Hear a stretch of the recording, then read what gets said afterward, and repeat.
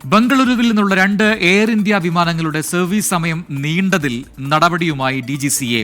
Air India accountable മാനേജർക്ക് കാരണം കാണിക്കൽ നോട്ടീസ് നൽകിയിരിക്കുകയാണ്. അജീഷ് ജയകുമാർ ഡൽഹിയിൽ നിന്ന് ചേരുന്ന കൂടുതൽ വിവരങ്ങളുമായി. അജീഷ്, അഹമ്മദാബാദിലുണ്ടായ വിമാനാപകടത്തിന് ശേഷം എയർ ഇന്ത്യയുടെ നിരവധി വിമാനങ്ങൾക്ക് ഇത്തരത്തിലുള്ള സർവീസിലുള്ള പ്രശ്നങ്ങൾ അത് റിപ്പോർട്ട് ചെയ്യപ്പെടുകയാണ് തുടർച്ചയായി. ഇതിപ്പോൾ എന്താണ് ഇവിടുന്ന് സംഭവിച്ചത്? ഈ സർവീസ് നീണ്ടുപോയി എന്നതുകൊണ്ട് എന്താണ് അർത്ഥമാക്കുന്നത്? DGC എങ്ങനെയാണ് ഈ വിഷയത്തിൽ ഇടപെടുന്നത്?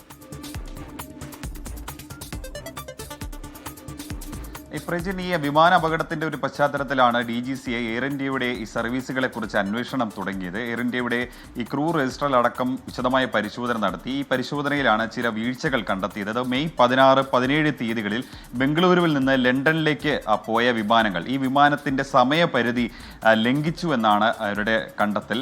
അതായത് 10 മണിക്കൂറായിരുന്നു നിശ്ചയിച്ചിരുന്ന സമയപരിധി. ഇത് ലംഘിച്ച് കൂടുതൽ സമയമെടുത്ത് പറന്നു എന്നാണ് DGCA വ്യക്തമാക്കുന്നത്. ഇതിന് ഈ അക്കൗണ്ടബിൾ മാനേജർ കാരണം ഇതിന് മറുപടി നൽകണം, 7 ദിവസത്തിനകം മറുപടി വിശദീകരണം നൽകണമെന്നാണ് DGCA അയച്ച ഷോക്കോസ് നോട്ടീസിൽ പറയുന്നത്.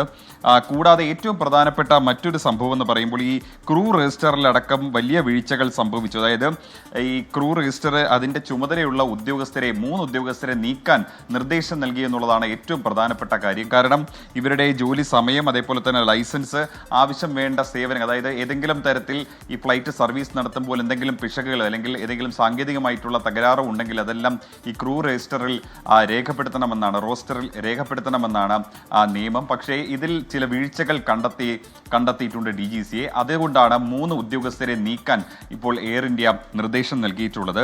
ഇവരെ 10 ദിവസത്തിനകം, ഇവർക്കെതിരെ നടപടിയെടുത്ത് 10 ദിവസത്തിനകം അത് റിപ്പോർട്ട് ചെയ്യാനും DGCA ആവശ്യപ്പെട്ടിട്ടുണ്ട്. തുടർന്നും ഇത്തരത്തിലുള്ള വീഴ്ചകൾ ആവർത്തിക്കുകയാണെങ്കിൽ ഇവരുടെ ഓപ്പറേറ്റർ ലൈസൻസ് അടക്കം റദ്ദു ചെയ്യാനുള്ള കടുത്ത നടപടിയിലേക്ക് കടക്കുമെന്നും DGCA മുന്നറിയിപ്പ് നൽകുന്നുണ്ട്. അജീഷ് ജയകുമാറാണ് വിശദാംശങ്ങൾ നൽകിയത് ഡൽഹിയിൽ.